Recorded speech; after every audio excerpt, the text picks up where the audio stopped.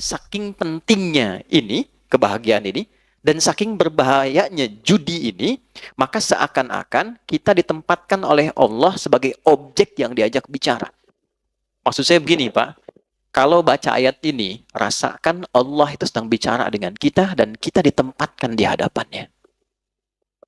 Anda sekarang kasau, Panglima, ya kan? Ada di hadapan Anda menyampaikan satu pesan. Kira-kira sikap kita sempurna atau kita selengean? Masih sempurna. Fokus dengar kan? Ayat ini berkata, ketika ayat ini dibacakan, rasakan diri kita ada di hadapan Allah dan Allah sedang berbicara kepada kita.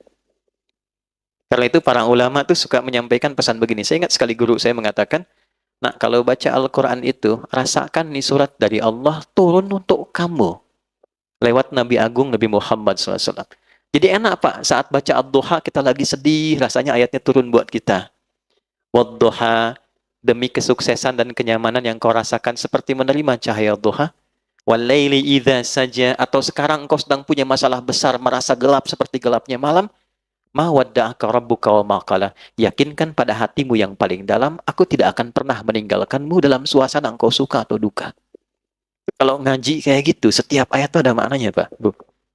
Nah, tentang judi ini, kita diposisikan oleh Al-Quran seakan-akan kita ini di hadapan Allah sedang diberikan sebuah pesan yang dalam. La'allakum tuflihun. Aku pengen engkau tuh bahagia. Adi, aku pengen engkau tuh sukses. Nah, jalan yang menghambat engkau bahagia dan sukses, apapun pekerjaanmu, salah satu perbuatannya ini, judi. Tapi yang jadi masalah, yang saya highlight, bukan kata tuflihunnya. Kata ini la'allakumnya. Di gramatikal bahasa Arab, la'allakum itu masuk kepada bentuk namanya taraji. Sesuatu yang ingin diharapkan, tapi tidak mudah mencapainya kecuali dengan kesungguhan. Apa artinya? Bapak Ibu masih ingat saat puasa kemarin? Kan di ujung ayatnya pakai la'allakum. Al-Baqarah 183. Ya ayyuhalladzina amanu kutiba alaikumus kama kutiba alal ladzina min qablikum la'allakum tattaqun. Kenapa pakai la'allakum? Karena tidak semua orang yang puasa itu bisa takwa kecuali serius menjalani puasanya. Oke? Nah, tidak semua orang yang pengen kebahagiaan dan kesuksesan bisa dapat itu kecuali serius untuk menjalaninya. Anda kalau pengen serius karir di sini Koopsud, serius tunaikan tugas Anda. Tunaikan dengan profesional, secara proporsional, cintai pekerjaan, Anda lebih dekat kepada kesuksesan. Tapi pertanyaannya, kenapa ayat ini disandingkannya dengan maisir, judi? Karena ternyata, kalau orang sudah ditawarkan dengan sifat-sifat itu, tidak mudah kita bisa menghindari dan meninggalkannya. Ini poinnya. Ini penghambat kebahagiaan, tapi tidak mudah untuk bisa menghindarinya jika sudah ada tawarannya. Nih Pak, gampangannya gini ya Pak ya. Ini ada 20.000, Bapak Ibu sekalian. Simpan sini. Ada peluang Anda dapat 20 juta dengan 20.000. Ada peluang dapat 20 juta. Kira-kira nih, kalau ada orang mengatakan demikian saat ini, Pak, Bapak simpen aja nih 20.000 Pak. Ada peluang, walaupun peluangnya 2/10. Dari 10 itu ada 2% Pak, ada di situ. Tapi mungkin Bapak yang dapat. Cuma 20.000 kok nggak ada apa-apanya. Bapak taruh 20.000, dapat 20 juta. Kalau Anda tiba-tiba punya 20.000 di kantong itu, ditawarkan 20 juta dengan tawaran tadi, pilihannya, saya tanyakan, Anda simpan 20.000 itu untuk bertaruh, atau Anda tinggalkan itu? Tidak dijawab, artinya nggak mudah kan? La'allakum tuh. Karena nggak mudah, Pak. Nah, judi itu sifatnya begitu, dan itu dimanfaatkan betul dalam konteks sekarang. Karena sifat manusia apa? Kecenderungan manusia ketika dominan nafsunya, dia melihat mana yang paling banyak kuantitasnya. Dia nggak lihat kualitas. Jadi di nafsu manusia itu ada kecenderungan yang mendapatkan banyak. Contoh gampang nih, ini ada prasmanan misalnya ini. Bapak pengen makan banyak atau sedikit? Umumnya banyak. Kan? Kalau gajian pengen banyak atau sedikit? Pasti banyak. Kalau bonus pengen banyak atau sedikit? Banyak. Lalu di hadapan Anda ada yang mengatakan, taruh 10.000, Anda berpeluang dapat 100 juta. Aktiflah sinyal pengen banyak itu. Itulah yang dimaksud la'allakum. Nggak mudah tuh mengatasi ujian demikian. Dulu masih manual, masih offline. Semua datang, kamu punya apa? Ini, punya apa ini? Saking terkuasainya ketika aktif nafsu ini, takwanya tertekan, maka semua yang dominan itu penguasaan nafsu. Dan sifat nafsu tidak ada yang baik. Dulu saking dominannya, Bu, yang dipertaruhkan sampai istrinya, yang dipertaruhkan sampai anaknya, yang dipertaruhkan bahkan sampai kedua orang tuanya. Sekarang yang dipertaruhkan tabungan anaknya, yang dipertaruhkan tabungan istrinya, nggak tanggung-tanggung, yang dipertaruhkan tabungan rekan-rekan seperjuangannya. Kebayang? Kenapa? Karena aktif bagian sinyal tadi. Itulah yang disebut maisir. Kelihatannya gampang dapat, tapi ada tipuan dan kotoran di dalamnya. Maksud Quran itu apa? Ini extraordinary crime. Jangan coba-coba masuk ke wilayah ini, ya, karena konsekuensi dari ini semua, ini mencakup semua ya. Mau pemainnya, player, mau bandarnya, ya, mau semua yang terlibat di dalamnya. Pokoknya kalau sudah masuk ke wilayah ini, satu, unsur kebahagiaan itu akan mulai berkurang sampai ke titik hilang. Bahagia itu sama dengan tenang. Tenang lawannya apa? Gelisah. Jadi orang yang judi, hal pertama yang dia dapatkan dalam hatinya, kegelisahan. Kalau nggak percaya, silahkan cek orang-orang yang masuk ke lingkup judi, kemudian edik di dalamnya, dan dia mulai kena yang pertama gelisah, lalu masuk mempertaruhkan yang ada, perhatikan karirnya bagaimana. Itu yang kemarin, 800 sekian juta. Lihat dampaknya kepada karirnya. Selesai. Pengabdiannya tidak dilihat. Pertaruhan nyawanya sebagai abdi negara. Selesai semua, Pak.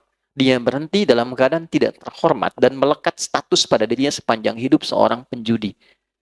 Judi yang dulu offline, sekarang masuk online. Ini Pak, di situasi kita sekarang. Nabi sudah wanti-wanti 15 abad yang lalu. Terjadi percepatan digital, waktu semakin cepat, dan kejahatan polanya berpindah. Dulu polanya offline, sekarang online. Masuknya ke wilayah-wilayah yang selalu membersamai kita. Handphone kita kan sering online. Ya kan? Orang sekarang sudah nggak penting handsome, Bu. Yang penting handphone. Bangun tidur kan sudah buka status. Oke? Sholat baru salam sudah buka status. Nah sekarang, dari semua yang dibuka itu sudah masuk ke dalam situ semua unsur-unsur ini. Ini sulit dikendalikan. Tahun 2007, ini perempuan juga di Amerika. Ada seorang perempuan, dia menganalisis. Melihat setiap negara dengan bonus demografi tinggi. Kan? Dan tapi saking cerdasnya orang ini, cuma kecerdasannya ditempatkan pada sisi yang negatif. Saking cerdasnya, dia melihat negara yang di tempat itu judi tidak menjadi legal. Nggak dilegalkan, nggak dilokalisasi. Singapura, legal. Ada lokalisasinya. Oke? Macau jangan ditanya. Amerika punya Las Vegas. Malaysia punya Genting. Kan? Semua lokalisasi. Saya tanya, di Indonesia legal nggak? Hah? Tidak kan? Ilegal kan? Hukum positifnya kan nggak ada memperbolehkan. Jelas kalau pasal 303, ya kan? Hukumannya jelas dari 8 tahun sampai 10 tahun, kan? Walaupun di situ ada kalimat kecuali yang dibenarkan oleh hukum atau pemerintah. Tapi kan pemerintah kita tidak. Artinya apa? Dia dipandang ilegal. Dia tidak legal. Perhatikan baik-baik. Maka orang ini membuat sebuah sistem dan melihat bagaimana memanfaatkan bonus demografi di satu tempat yang judinya itu tidak memiliki legalitas dan kecenderungan manfaat dan kecenderungan masyarakatnya itu senang dengan handphone. Dan dia temukan kesimpulan bagaimana membuat sebuah sistem judi yang polanya khusus masuk ke wilayah ini yang bisa dikendalikan dari jauh karena online. Jadi bikin dari luar, Pak. Bikinnya dari luar, tapi nanti pengguna-penggunanya IP-nya bisa ada di dalam. Ya, yang diberikan gampang. Dia nggak bikin yang besar-besar. Yang besar sudah ada. Roulette, yang kasino. Ya, orang-orang ini mainnya nggak di tempat kayak gitu. Kalangan-kalangan yang tidak ke Las Vegas, tidak ke Macau dan sebagainya. Difasilitasi pada satu bagian perangkat yang dia bawa dalam hidupnya terus. Masuk di kantongnya. Sholat bawa handphone, mau tidur sampingnya handphone, kamar mandi cek status simpen sebentar gitu. Nggak jauh dari itu. Maka dia masuk dengan sistem kecil, bukan sistem yang besar. Dan ini operator-operator yang mengambil dari sistem itu, dan seperti multi-level marketing, kalau ngambil Anda bayar. Anda ngambil sistem saya, Anda bayar ke saya, store sekian dalam sebulan. Itu mereka pun sama semua mengatakan bahwa yang jadi incaran tuh tempat-tempat seperti kita ini Indonesia. Makanya sekarang kalau Bapak lihat pergerakan dari para penjudi, mereka semua sepakat mengatakan itu pasar terbesar di dunia sekarang untuk bisa mereka rasakan kenikmatannya dalam judi online di Indonesia. Pak, yang disasar cuma 10.000, 5.000, kelihatannya nggak banyak. Bikinkan slotnya, tuh, 2, 3, 4 slot. Kita, apapun namanya, dia bikin dulu polanya semacam judi slot, ya Pak? Dikasih slot, tapi ditempatkan dalam bentuk pola seperti game. Anda beli, diatur gamenya, dikasih ID-nya, dikasih sekian durasinya, berapa Anda deposit di situ. Taruh dah 10.000, taruh 500.000, taruh 5.000, ya. Tapi yang ditampilkan apa? Dengan Anda menyimpan 5.000, peluang Anda mendapatkan 10 juta misalnya. Withdraw, WD.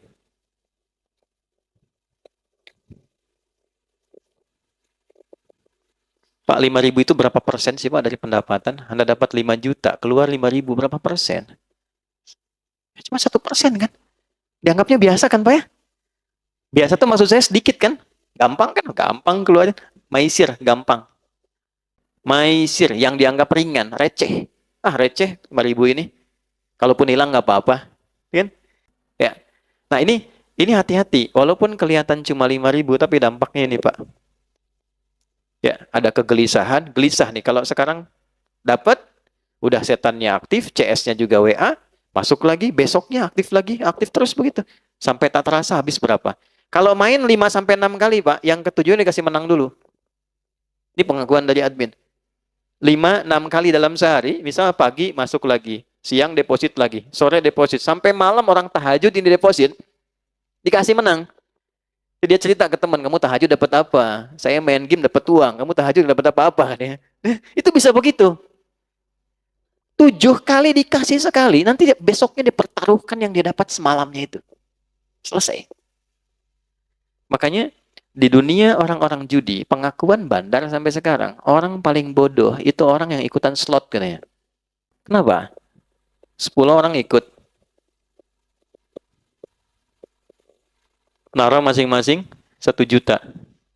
Misal. Jadi berapa? 10 juta. Diputar Pak.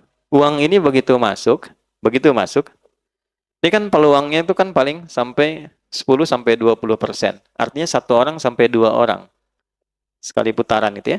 Begitu masuk, bandar judi itu udah ngambil Pak, Ibu. Diambil sama dia tuh minimal itu 70-80% ya. Jadi kalau Bapak naruh 10 orang ini, naruh uang masing-masing 1 juta, ini sama dengan ngasih ke bandar. Bandar, nih kasih, sama bandar diambil 8 juta, yang dia putar 2 juta. Ini 2 juta itu dia kembalikan ke 10 orang ini. Supaya diputar, supaya mereka saling berbagi untuk dapat. Dikasih harapan, nanti kalau nggak dapat, naruh lagi aja, siapa tahu Anda. Itu sama dengan kalau kita masih bisa berpikir, mana ada Pak, orang ngasih ke situ cuma buat dikasih, 10 masuk, kita suruh perebutin 2 juta. Itulah slot.